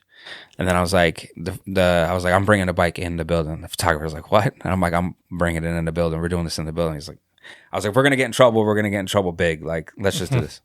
So we did it. Came out awesome. Cops showed up because the bike was super loud. And in an old abandoned building, this thing was echoing. So the cop showed up. The photographer was pretty well known. So he explained to the cops, like, listen, let us get our last couple shots in. So they let us get our last couple shots in. They escort us out. They give us tickets for, it was like not trespassing, but it was, our tickets were being on property close to the public tickets, which I've never even heard of. I guess it's not quite trespassing. Mm-hmm. And then we all went out to dinner afterwards, and we're sitting, we're having, appetizers and stuff, and I'm talking to the photographer, Michael Zinn, and I'm talking to her name's Christina, and we're talking about life and everything, and then I'm telling them my story with my brother and how, like, I'm handing out these bracelets, and I don't know what else to do. And I remember them both being super touched by, like, the whole story and everything. And she was like, no, you got to do something with this. Like, this can be, like, you got a story. You could talk. Like, we got to, if I could help, I'll help you. Like, let's figure this out. And I was like, all right, I'm down for more people. You know what I mean? So, like, you and I are seem to be on the same page. We're vibing. Like, let's see what we can do. And we started making some Facebook posts, and the bracelets, like, started, everybody across the country started wanting these bracelets, like, overnight. So we started shipping out bracelets all over the country. Like, I think we ended up shipping bracelets to like 44 out of the 50 states. Wow. And at that time, I had already thought of the name Michael's Hope. So Michael's Hope was already a thing. So inside of the bracelets, it said Michael's Hope. And to me, Michael was my brother's name. And then Hope stood for Heroin and Opiate Prevention and Education. They say the best inventions come on the toilet. And I'm telling you, it really did. I was trying for months to think of a name to name, like, whatever this mission I was going to go on was. And then one day I'm sitting down and the word hope came to my mind, and somehow I was able to wordplay it to be Heroin and Opiate Prevention and Education. Wow. True story. Amazing. Like, people ask that all the time. Like, how'd you come? Like that? I'm like, literally, I was on the toilet. It just came to me. I'm not good at words. So like, I wouldn't have been able to write down things and figure that out. It just came to me. So Michael's Hope was the name, and people were getting packages from Michael's Hope all over this country. And I was like, okay, the bracelets are cool. Like, people are wearing them, and that's starting conversations, because people see you with an I Hate Heroin bracelet, and you might run into somebody at the store that's like, hey, I lost somebody to addiction. So it started the conversation. That's what we wanted. We wanted these bracelets to be conversation starters, to break that silence where people could talk. But then we didn't really know if people were talking, right? So we were like, we got to figure out how to do the talking. Because if we talk, then I know other people will talk. So I went to an open discussion at Mattuck High School one night. I was working for Suffolk County National Bank at the time. And I went to an open discussion at Mattuck High School, and they were talking about, drugs and alcohol in the community. And the whole time, I'm sitting there quiet. I'm listening, just observing. And they had, like, the school staff was up there, like Mr. Bertretti and stuff was up there, and they had some Southfield cops, and everybody's talking about marijuana and alcohol, marijuana, alcohol, marijuana, alcohol, marijuana, alcohol, marijuana, alcohol. And then, like, cocktail parties where they're putting pills and they're saying they're using, like, large bowls and they're filling with alcohol and putting pills in it. And I'm thinking in my head, like, I've only been out of high school like maybe 10 years at this point. Like, that seems crazy. I don't know if, like, maybe they saw that one time and they think that that's the normal out here. And I'm like, no, the normal's heroin on the North Fork. And once I started talking before that event, the reason why I went to that event is because I wanted to see if they would talk about it. Because I had people starting to reach out to me from the community going, hey, my son, my daughter is addicted, or, my son's in rehab, or my brother, or my sister, or my husband, or my wife. So I know how rampant it is on the North Fork at this point. So I'm like, let me see if they mention it. I go a whole meeting. Nobody brings up the word. So I raise my hand. I stand up. I said, when are we going to talk about heroin? And you heard the whole crowd go, the whole crowd gasp. You could hear it. It's almost like you just tainted the reputation of the North Fork. You mentioned heroin? That doesn't exist here. Like, smoking marijuana and drinking beer, yeah. But not like heroin or cocaine. Yeah. That doesn't exist here. And I'm like, when are we going to talk about heroin? And you could tell they didn't want to talk about it. And somebody from somebody higher up for Suffolk County National Bank must have been in that crowd, because I went to work the next day and I got pulled into my branch manager's office, and they had some people on the phone from corporate, and they were like, "Hey, we just want you to know that we support what you're doing. You represent this bank, even when you're not working. So when you're going to talk about certain topics, that's going to clash with what we want our employees to represent." And so I said to him, "So fire me, please. Fire me, and let that be the reason why you terminated me, because it's completely illegal. You're going to silence my First Amendment right to talk, especially about something that is happened in my life and is affecting other people's lives. Please fire me." So they put me on notice, but they knew they couldn't fire me for that, so they were just watching everything I did. Ultimately, what they ended up, like a couple months later, I was on my way to work, and I stopped at Empire gas station to get gas, and I heard the guy a few pumps over from me. Like, I was on the farthest pump over, and he was all the way on the other side, but I heard like a horn going off, and I'm like, "What's going on?" And I ran over there. There was a larger gentleman in the driver's seat, and he must have had a heart attack, and he slumped, and he was stuck between the driver's seat and the passenger seat. I remember me and another Good Samaritan, we were trying to get him out. We couldn't get him out. He was stuck. He was a very large guy.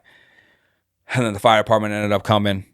They ended up getting him out, and I think he ended up passing away. But I was late for work that day because of that. So Empire gas station, the Suffolk County National Bank, which was by the Hess gas station, it was only a minute down the road. So I get to work. I'm like a few minutes late, and I'm telling my branch manager, like, "Listen, this is what happened at the gas station. That's why I'm late. I'm so sorry." She was like, "Oh, yeah, no worries." Then at the end of that day, they ended up calling me in like 5 minutes before we were about to leave to fire me. And I'm like, you guys. Then my eyes really opened to how you can't talk about this. Like, my job was going to fire me from a local bank because I was a face of a bank at the drive-thru. So people knew me that I worked for Suffolk County National Bank. But then I was also on my free time outside of work, which is my free time, discussing topics in a town that was taboo to talk about, and they didn't want their customers to associate. So I'm like, wow, this is really a taboo topic. Like, this is why you don't hear about it. We can't talk about it. But I was like, it has to be talked about. So we started that. We started wearing shirts that, we got shirts and hats made up. And, I hate heroin, large. I hate heroin with X's through it. I started networking. I ended up finding a group of young individuals that were in recovery that were like, "Yeah, man, we've been trying to do the same thing. We just want to talk and tell our story of addiction." And the three of them had completely different stories, of how they got into addiction and their lifestyles and everything. So I was like, and they're young. I'm like, this is perfect. This is not DARE. DARE program doesn't work. DARE tells you do drugs and you're going to die. You're going to end up in prison. And then when you do drugs and you find out that, hey, I didn't die and ended up in prison. Okay, that entire program they made us sit in school is a joke. No cop should be talking to kids about not doing drugs. They're a cop. They have cop experience. They're not drug addicts themselves. They don't have real life experience when it comes to addiction itself. Yes. They have it on a professional level. So this team just came together. Everything that happened with us with Michael's Hope was by fate and destiny. We weren't searching so hard. Things just came together, and this team was amazing. They wanted to share their story, and we started sharing our stories. We got a website. We got some people that wanted to tell our story, and we did. And then local papers started picking us up, and then we held our first event ever, and it was at the it was like the old it used to be the old Norfolk Early Learning Center, and then it turned into like, I think, the VFW, and then I think the fire department ended up taking it over. Mattuck Fire Department as our auxiliary building. Okay. It looks like a tin can in the ground in Mattuck, across from the fire department. It's like this little half round metal galvanized steel building, and the local papers advertised our event. It was a free event. We were going to do Narcan training. So everybody that came would be trained in Narcan and get Narcan. for free, and then be educated. Hear our stories and get educated. It wasn't like a buy tickets type of event, so we didn't know how many people were going to show up. And I think like the max capacity of that building was like 88 people or something like that. And I remember we got there early to set up, and we started seeing headlights pulling in the parking lot. It was like a 6 or 7 o'clock event. We wanted to make sure that people can come after work. We started seeing headlights, and then headlights, and then headlights, and then headlights, until like people had to park on Pike Street. People were parking at the fire department. And then we were at max capacity. And then we had to tell people we had no more room. And I remember like me and like Christina and the people we had from the team there, because everybody was there, and we were like, this is incredible. Like, people really want to know. And these are all local North Fork people. Like, they want to know what's going on in the community. And none of them came there to be hostile or scare us off or try to stop us from talking. They all wanted to know. And they listened.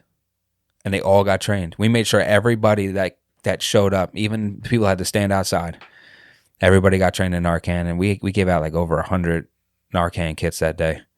And everybody left with a Narcan kit. And then from there, we were like, I think we have something here.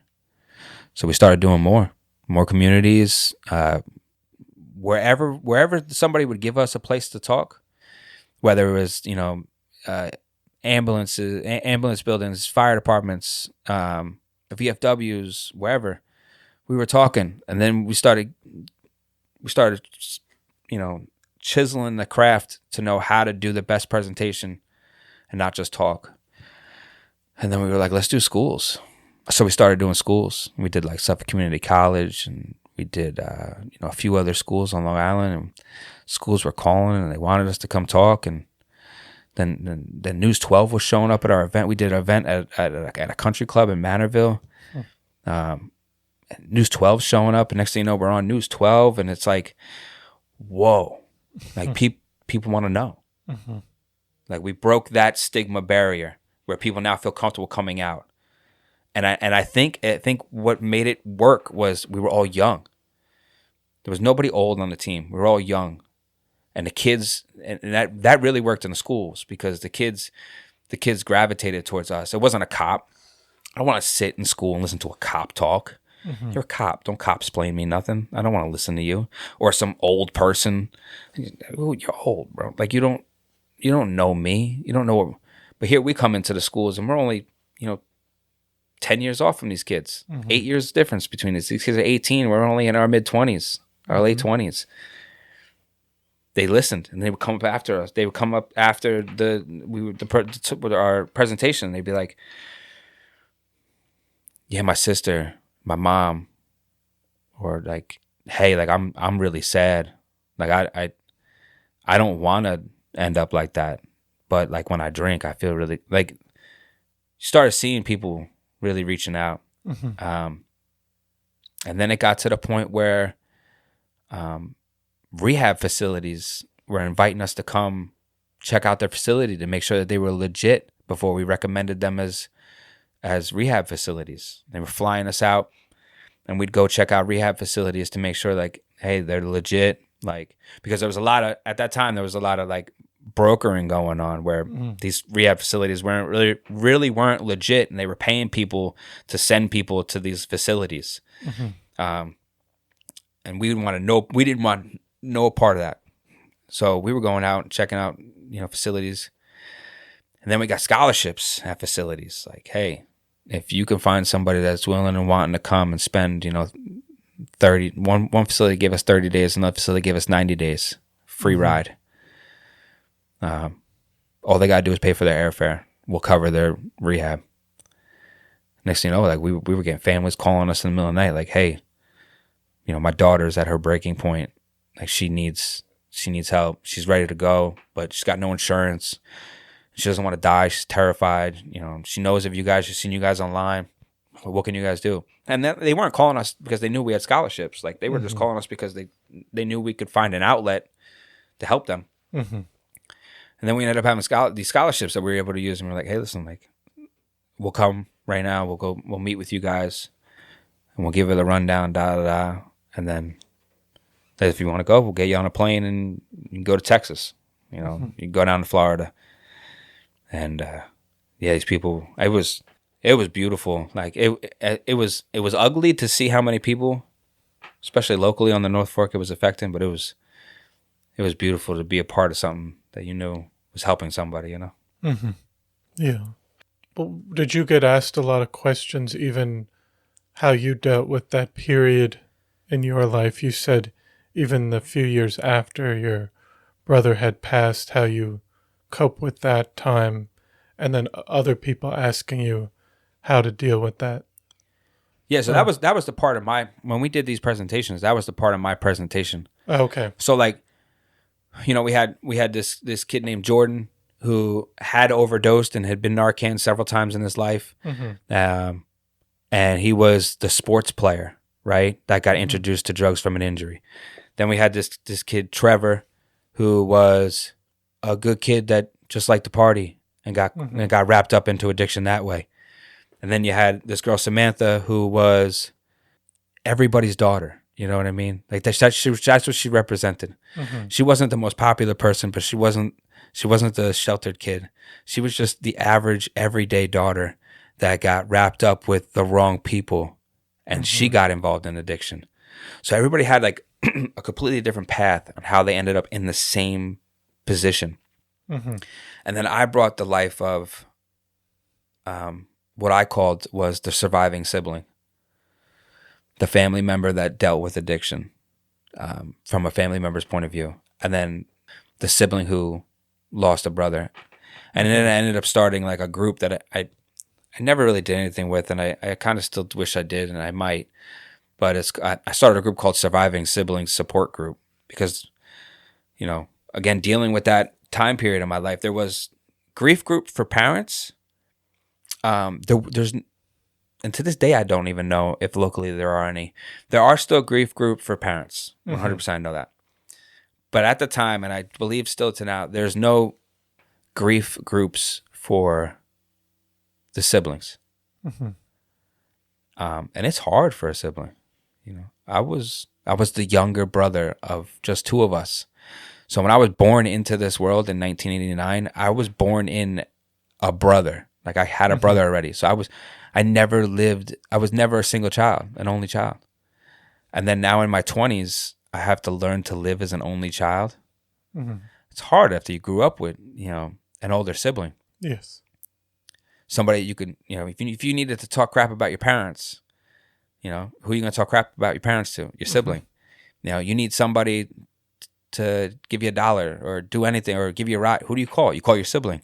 So my whole life was built on being the younger brother. Like my brother's nickname was Miggity Moff or Big Moff or Moff, and they called me Little Moff. Like I was always the little brother. Mm-hmm. And then all of a sudden I was no longer a brother. It's hard to wrap your head around. Now I'm an only child. So I brought that into my presentation and just tried to, you know, show that as much as I wanted to turn to drugs and alcohol during that time period, that there was other coping mechanisms that you can use when you're feeling really down, you know, and you don't have to turn to substances. And do you see that, looking at it today, surrounding addiction, or even just, if you want to talk about the North Fork, or even just across the country with heroin and other things that our society's still dealing with? Or do you think we're talking about it more? Because you mentioned people weren't wanting to talk about it as much back then. It seems like it's gotten a little better with people being willing to talk about these problems. Yeah, so I think as a country, people have become more open-minded that we're facing a crisis.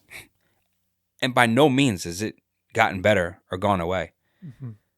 I might have stopped talking out publicly because I needed to focus on myself. Mm-hmm. Talking about this subject every day for a few years straight. It's exhausting. It is. And then you also have to sometimes take a step back and remind yourself why you get into it. You know what I mean? Mm-hmm. So you don't become so mechanical at telling the story. So I think people have become more open. But like I said, it's not going away. Suffolk County still leads the state in overdoses. Mm-hmm. Now, the death rate has gone down. This is what fools people. People look at the death rate by overdoses and they go, oh, it's gone down. Yay.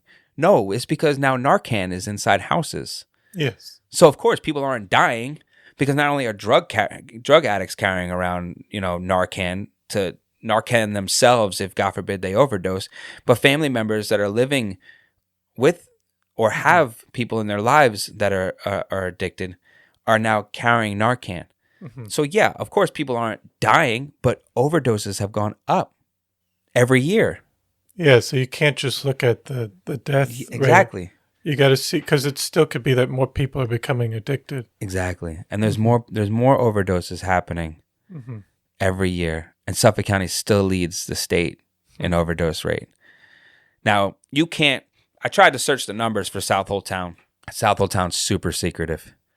Like, I would probably have to really do deep dive digging, and like I would probably have to foil like every police call for like the last couple years to figure out.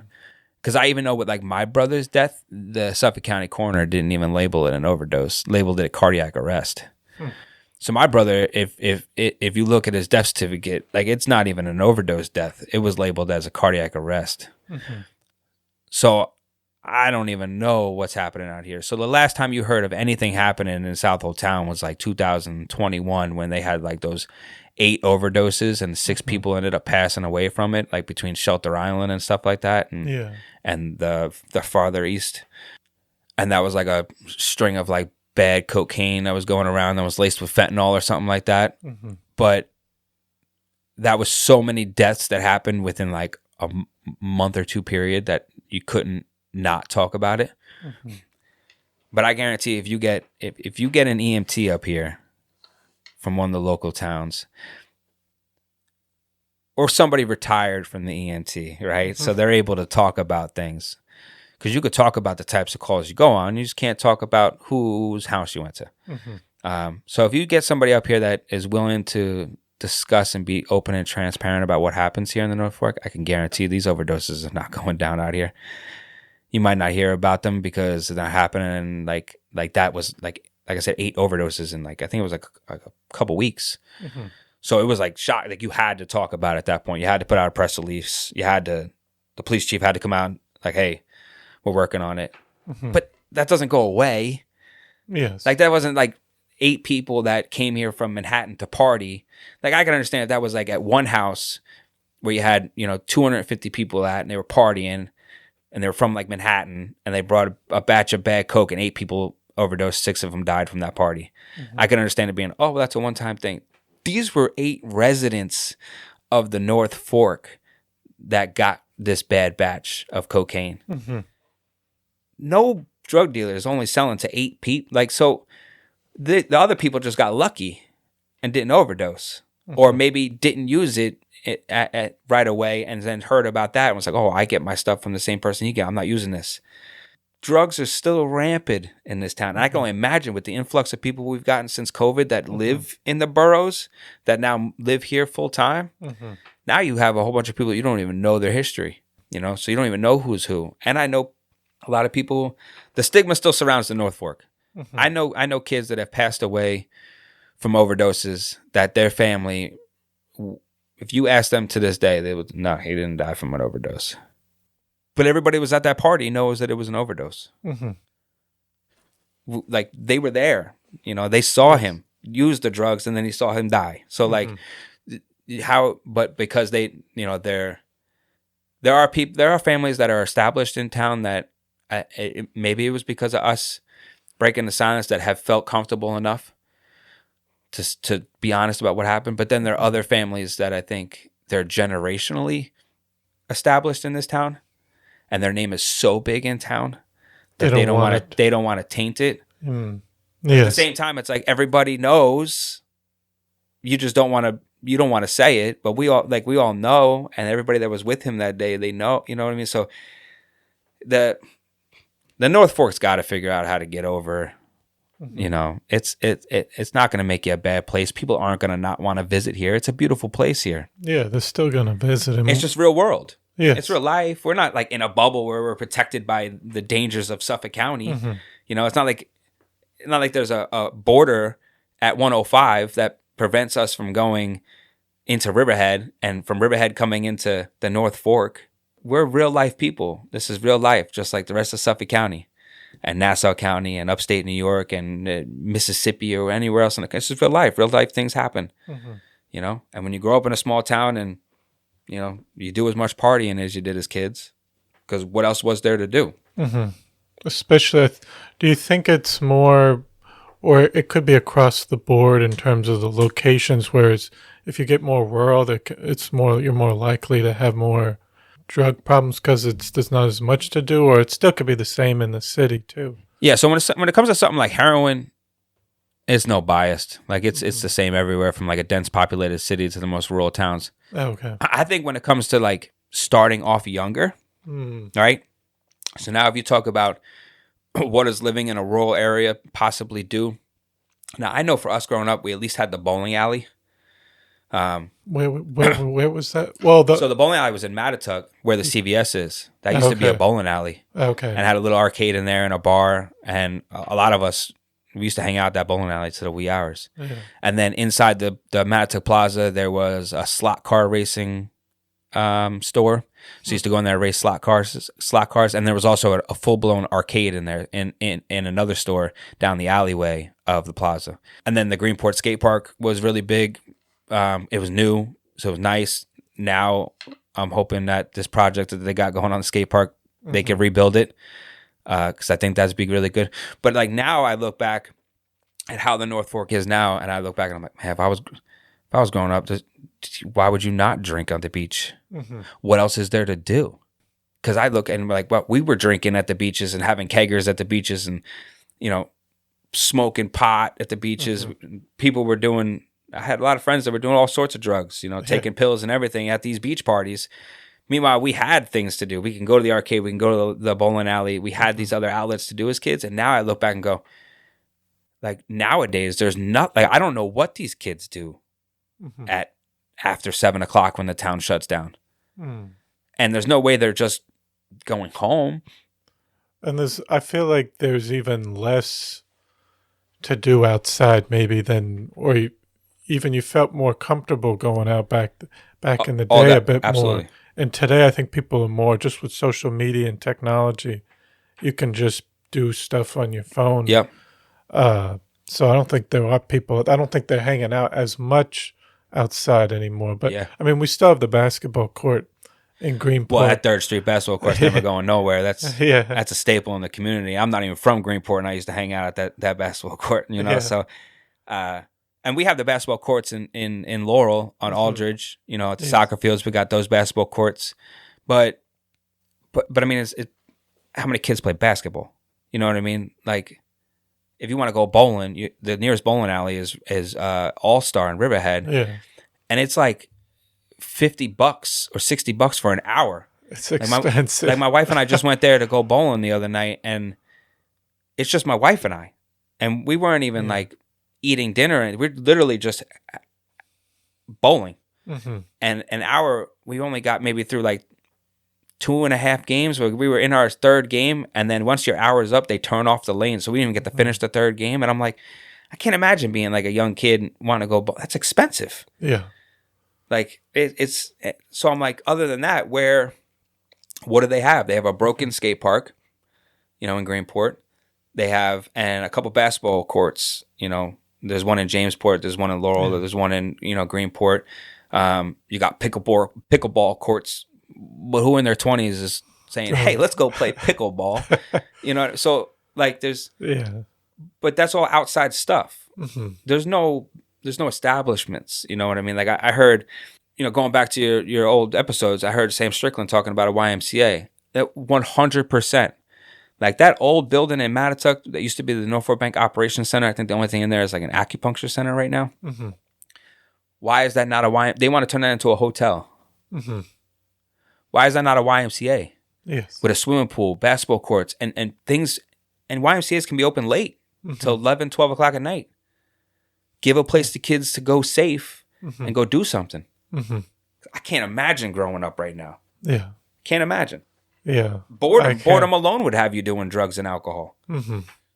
And then would you say the drugs today, they're even stronger than they were? Absolutely. Like they can make them much more condensed, and more powerful. It's the fentanyl. Yeah. You know, my brother died on 2 bags. My brother before he went into prison, he was using 40 bags of heroin a day. A year and a half later, he got out. He did 2 bags, and it killed him. We don't know for sure if there was fentanyl in it. You know, there's things surrounding that whole situation that don't make sense to us. But fentanyl has become so popular. We're putting it in everything. Like I said, that 2021. Those were all people doing cocaine. Mm-hmm. Those weren't heroin related overdoses. Those were cocaine related overdoses that the dealers were putting fentanyl in.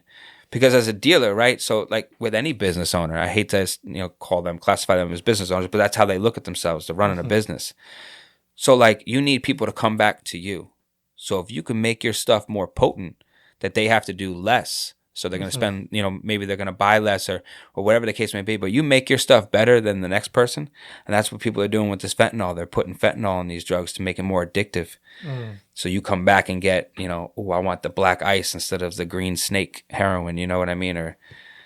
And they don't care if you die. So they're just throwing fentanyl in it and see what sticks. They're playing with your life. We had a couple people die from that batch, so too much. Back up a little bit. You know what I mean? And I couldn't imagine picking up drugs on the street nowadays. I couldn't. Yeah.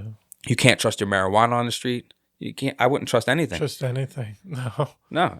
But who's talking to these kids to prepare them about? Yes. And the town's not doing anything. Now I'll give it to them. They did a Narcan training recently. I think at the Baconic Rec Center. But do you feel like... But they're only doing that because so the big pharma got sued. All these manufacturers of the prescription drugs, opiates, got sued. And what makes no sense to me is that the only people that were allowed to get in on these class action lawsuits were government entities, the towns, towns, cities, counties. And they got millions of dollars. Like I dare anybody here to look into the records of Southold Town and see how many millions of dollars they were given from this lawsuit. I know this because like Groton, Connecticut, they got upwards of $100 million, and it's for them to use to do like prevention and Narcan trainings and print posters, to hang posters in the libraries and public places, when really I think the families should have got that money. We're the ones that suffered the most. Whether people that are in recovery and made it through, or people that lost loved ones. That's who should have gotten rewarded for the actions. Not what did the town do for me? The town didn't do nothing for my brother. All they did was kept putting him in handcuffs. They stripped him naked on Route 48 to strip search him one day when he got pulled over. What did Southold Town do for my brother that now they're able to get millions of dollars in this lawsuit? They didn't do nothing for me and my brother besides the volunteers that showed up when he died. Nobody did none. But now all these towns and counties are able to get money, so that's why they do like these little pop-up Narcan trainings.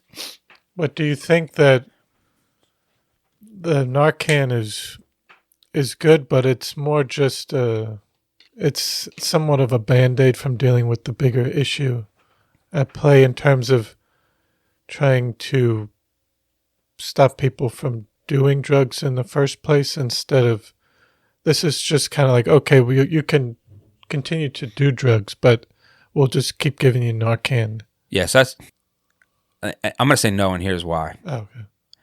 So the kid Jordan that was on my team, he had overdosed several times. If it wasn't for Narcan, he would have been dead. And now he's got, I don't even know, 12 years maybe, 13 years clean. He's a business owner. He's got two kids, a wife. So did he overdose, be saved, and then use heroin again? Yep. Did he get overdosed and then saved and then use heroin again? Yep. But did he eventually get it? Like, did it eventually click with him? Mm-hmm. You know what I mean? So if there's a tool to save a life, to allow you 1 chance, 2 chances, 100 chances to start over, I mean, to me, it's worth it. It's important. To allow somebody, however many chances. Listen, addiction's strong. I don't know. Do you drink coffee, Chris? Yes. Okay. Do you drink it every morning? No, but I have a lot of sugar, which is... So if you stopped sugar, you'd probably feel some type of detox, whether it's a headache. Yeah, it would be hard. Yeah. Everybody that drinks coffee doesn't realize they're addicted until one morning you don't have coffee. Mm-hmm. And then you need that coffee. You're like, I got a headache. I got this. I can't function. Yeah. So now imagine being addicted to a drug that's 100 times powerful, where like you literally can't even get out of bed because you're physically sick. Mm-hmm. You're throwing up. You're constipated. You're sweating. Your whole body hurts, and the only thing that's gonna make it, and and I know because I talked to people that used with my brother. One of my brother's good friends that I work with now, he's also local, and he's a recovering heroin addict, and he's born and raised, and his family's well established. I'm not going to mention his name for his reasons, but his family's well established here on the North Fork, very well established. Like everybody knows his family, and he's a recovering heroin addict, and he did a lot of crazy things in his time of addiction. One of the things he did was use heroin with my brother, and I heard the story. I hear the stories from him and from other people. Like my brother would cry putting that needle in between his toes, or because his veins were collapsed in his arms at that point. So wherever you can put that drug into a vein between your toes, in your groin, wherever you can find a vein to put that needle, and he would cry doing it. But he was so sick. And the only way that he would feel better is he knew that he had to put this drug in his system, and then it would make all that pain and that sickness go away. Mm-hmm. You know what I mean? So Narcan is allowing people to have that second chance. Like if I had Narcan in my parents' house that day, which you didn't, nobody in the public carried it. It was only offered to EMT services. Mm-hmm. 100%. I think my brother, I don't know if he'd still be alive today, but he would have been alive. Like he wouldn't have he wouldn't have died that time. Yes. Because we would have been able to administer Narcan right away. Mm-hmm. And I've seen I've seen Narcan firsthand at work. And I used it on to save someone. Yeah, I used Narcan, on a stranger at a red light in Huntington. Mm-hmm. And by the grace of God, I was put there I was put at that red light by a higher power that day, because I was going to get my hair done at a salon in Walt Whitman Mall, and I woke up and the guy that was doing my hair was like running late, so he needed to push back the appointment. I had a pounding migraine. I didn't even want to go. I was like, all right, pushed it back. I took a nap and I left, and I had such a bad headache, I wasn't paying attention. I missed my turn, and it put me at that red light on Broad Hollow Road. And I was in the far right lane, and this car was in the center lane making a left. And I usually always have my music up, and I had my music down because I had a headache and the windows were down. I just heard this scream, this woman screaming. And I look over, and there's this woman in an SUV, and she's screaming. So I ran over there, and I instantly knew as soon as I saw the passenger slumped over, I knew it had to. So I grabbed my Narcan kit that I had with me, and I ran over there, and I said, is this an overdose? Is this an overdose? I'm not here to judge. I just need to know. And she's like, I think so. I don't know what he took, but I think so. So I opened the door. I got him out of the car nicely. I get him on the ground. I give him 1 dose of Narcan, nothing. Then all of a sudden, strangers start showing up.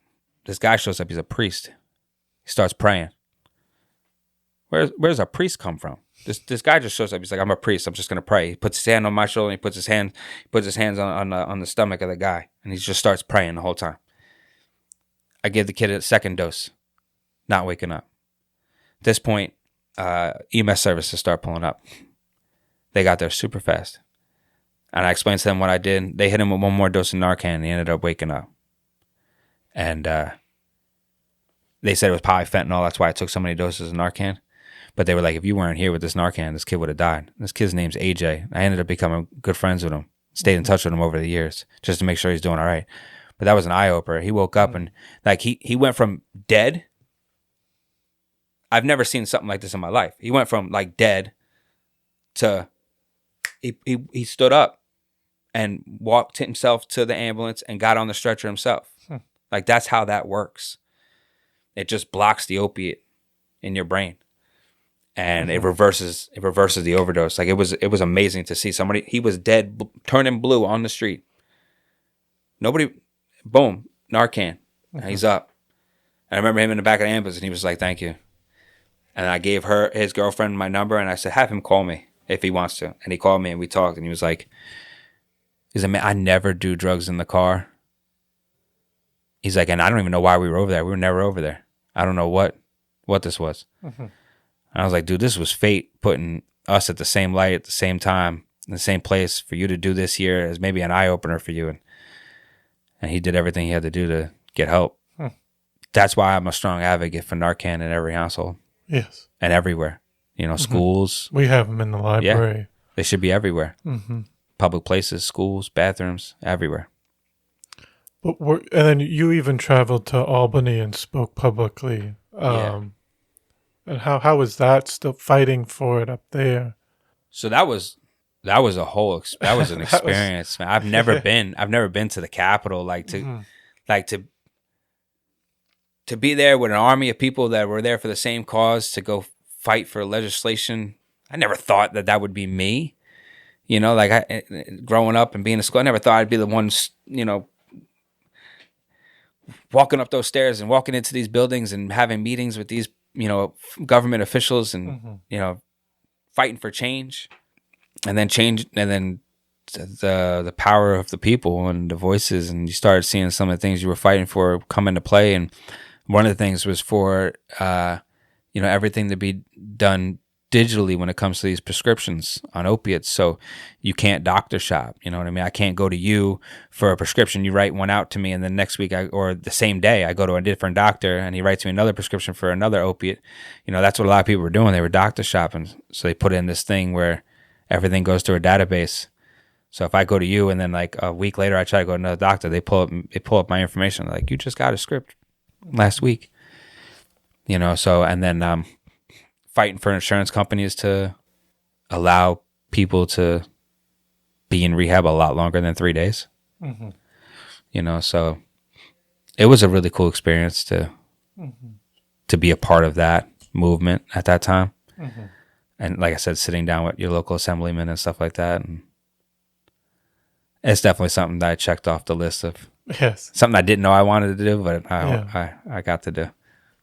And I guess even just looking at it today, what do you hope? It doesn't have to even be just the town of Southold, but even for Suffolk County, there needs to be more done moving forward in terms of drug use and overdosing. What do you think the towns and the county should be doing? Well, since we stopped, since we took our break, I haven't really seen any other groups pop up like ours of young kids doing it. And I think so sometimes that gives me the drive to want to start. I got a young family now, so it's like, it's hard. Yeah, you know what I mean? It's not like when we were young and didn't have responsibility besides work and we could just do this full time while still working full time. Prevention is going to be the key, right? You could try all you want for people that are in active addiction to get them help, but at the end of the day, that's going to be up to them. Like, they're not going to listen to the family. They're not going to listen to their husbands, their wives, or nothing. They got to do it for themselves. And I think educating family members on what addiction is super important. But I think with slowing the numbers and getting us out of this, is you got to be prevention. And prevention starts in the schools at a young age. And then it starts with mental health. So there has to be topics in schools, real discussions, not by adults. It needs to be talked to by their peers.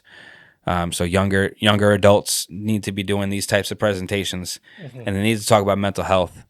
You talk to anybody that's in addiction, and 90% of the time they're telling you the reason why they got into drugs and alcohol was a coping mechanism. Made them feel better about themselves or made them forget about something, some childhood traumas. It always comes down to some mental health. And you think even from middle school to high school, that in between there is important to start? I think at that point it's too late. It's too late. Like, I think we should still be pushing education to like middle school and high schoolers. Okay. But I think, like, you know, they're already. Yeah, I mean, you the amount of kids I saw that were probably addicted to drugs when I was a senior in school. You know what I mean? You need to get them before they touch the substance. Mm-hmm. So, you know, if you look at yourself and go, yeah, I had my first beer at 16 or 15, you know that you need to have the talks before that. You know what I mean? So you're talking like 6th, 7th grade, you need to start talking about feelings. You know, you don't need to use mental health and use big scary words, you know, to a 5th grader or a 6th grader, but you talk about feelings. Yes. You know, and you try to establish the fact that it's okay to not feel okay. Mm-hmm. Yeah. And don't be ashamed of it, because most likely that classroom of 20 kids you're in, probably 16 of them don't feel okay. Mm-hmm. You know what I mean? Yes. I bet you have days where you don't feel okay. We all don't feel okay. And it's okay to not be okay. Yeah. So we need to be having that conversation young, before they get into the big, scary high school. Yes. Yes. Now, just to change topics, you also run NoFo Rustik Flags, which you create handcrafted wooden flags made with fire and natural grain. How did this business come about? Yeah, so like I said, I always wanted to get into trades. I'm a handyman. I like to work with my hands. I get that from my father. My father's a jack of all trades, a master of none. And I think being raised by somebody like that, you learn to, you don't hire somebody to come do something for you unless you absolutely can't do it, but you're going to give it one hell of a try first before you can't do it. Mm-hmm. And he loves working with wood. So does my grandfather. Mm-hmm. So I always had a passion for wood. I took wood shop in high school. Mm-hmm. And then my now wife, she was my girlfriend at the time. She always loved these wooden flags. Every time we went to like arts and crafts shows, and she saw vendors with these wooden flags. I'm like, I'm not buying something I can make. Like, my dad taught me that. Like, if you see something you want and you can make it, go home and make it. So for years she was like wanting one, and I was like, finally, I was like, you know what, I'll make one. So I made one for our anniversary, and I gave it to her, and she posted a picture on social media, and like people were like, I want one. And I'm like, really? Okay. So I started making them and selling them, and then honing in on different ways to do it. And then it turned into something like very quickly, to a point where I had to I ended up buying my own CNC machine, and the shop got bigger, and the Port Authority in JFK Airport has a large flag that I made, in the Port Authority. I got flags that are hanging locally in different restaurants and bars, and to me, I love the woodworking, but then I love the stories I get, because once I was able to get the CNC machine, I do like more custom flags. I do like memorial flags for veterans and police officers and firemen, and I get to hear their stories. I get to hear like war hero stories. If somebody wants a flag for a veteran and why they want this flag. But then, I mean, it's the American flag. Yes. I mean, I love my flag. That flag means everything. I'm a proud American, and I love that flag. I fly them over my property. I make sure that they come in when it rains, and I keep them lit up at night. So to be a part of something that's passing on this American flag to more people, I love it. I love it. Yes. I love it. Yes. And I don't know if you could say some of the process and how you make them, and is it all custom made, and how people might want them designed? Yeah, so I typically use like a pine. It's all kiln dried pine. Each piece is hand selected because I look for specific grain patterns that I over the years I've learned how to burn wood properly, right? Where you're getting you're not getting necessarily like a charred piece of wood, but an art to the wood. So you want to bring out the natural grain in the wood when you're burning it. So every piece is hand selected. I look for the best grain patterns that I think are going to look the best when they're burnt. Then everything's stained.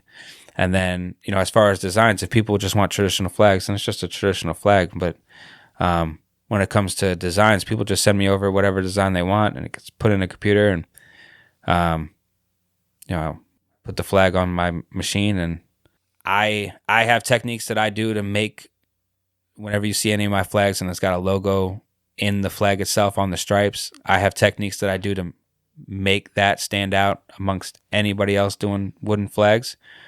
So that secret I won't share. Yes. But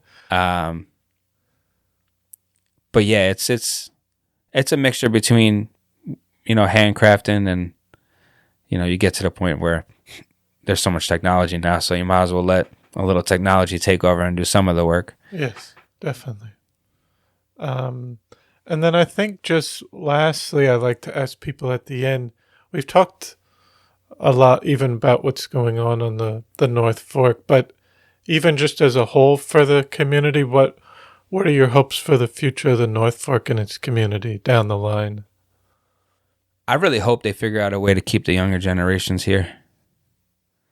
I mean, I understand there's no controlling, the private market when it comes to housing, but you have to gear this town to keep generations here, right? And the only way you could do that is you got to have things for people to do, and you got to make it affordable somehow, some way. So whether you do more affordable housing markets, I know they did a lottery in Mattituck many years ago in this little cottage community. The cottages, yeah. Yeah.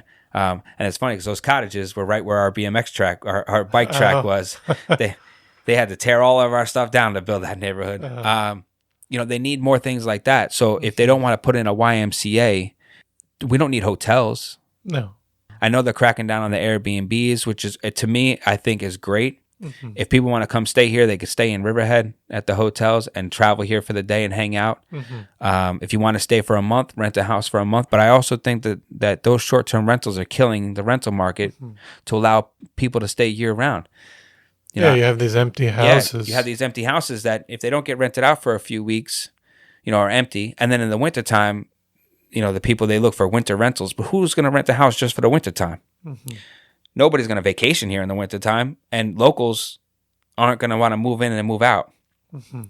So I think the town, I saw something recently in the last couple of weeks that they're really going to start pressing the short-term rentals, and they're going to even go after the renters of them and ticket them to try to get to the homeowners like, hey, we're not going to allow this.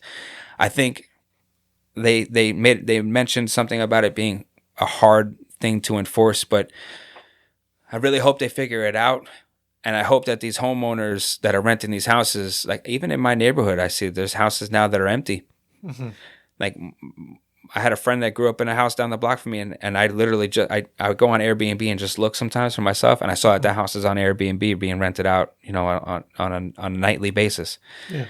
And it's like, that's a perfect house I could see somebody my age renting, if they can't afford to buy right now, renting it and starting a family in, and it's in my neighborhood. You know what I mean? Then to see all these transients coming and going out of the neighborhood, and then they don't care about the neighborhood as much. Yeah. So they litter, or they throw a party, or they throw a can out the window, or they don't care. We have a little right-of-way beach that's ours. They're not going to take care of it. Like it's not their community, so why would they? They're there and then leaving. As long as they don't destroy the house that they're renting and they get their deposit back, they don't care about the rest of the community. So I think Southwold Town really needs to gear itself towards keeping younger generations here permanently. I mean, look at the schools. I can't imagine that they don't combine the school districts in the next couple of years. I can't imagine that they don't. You got 60-something kids in the graduating class. I think Mattituck enrollment for all of the Mattituck junior senior high school this year is like 500 and something kids in the entire school. Yes. Well, if you're not keeping younger generations here that are having kids and putting them through school, That's the schools are going to be empty. Yeah, eventually you're gonna get your funding cut because you don't have the amount of students that they need to. Mm-hmm. So what are they gonna do? They're gonna have to combine Madsuck and Southold at least at some point. Yes. It's only inevitable. Mm-hmm. Give it 10 years and you're going to see Madsuck High School be one, Madsuck Southold be one school district. Mm-hmm. So before that happens, let's figure out a way to get people in their 20s and 30s to start families here. Yes. I can't afford $1 million home. I'm renting. I can't afford anything. Yeah, I mean, you know what I mean? Mm-hmm. Like we're renting too, but we live in Wading River. Mm-hmm. We have a nice little house on the beach. It's like right down the road from the beach, a little over half acre. 3 bedroom, 2 bath, nice house, but we're renting it because the rent is cheaper than at a 6.25% interest rate to go buy a $600,000 home. Mm-hmm. Like I can't fathom spending, upwards of $4,500, $5,500 a month on my mortgage. No. with the hopes that I could refi if the interest rates go down. Mm-hmm. I can't do it. So I'm renting, Mm-hmm. We're happy. We're renting. Yes. We hope maybe to buy this house from the owner at some point, but it took a long time. I was living in, when I left here, we were living in Western Suffolk. My wife's from Comac. So we lived in Huntington. We lived in Babylon.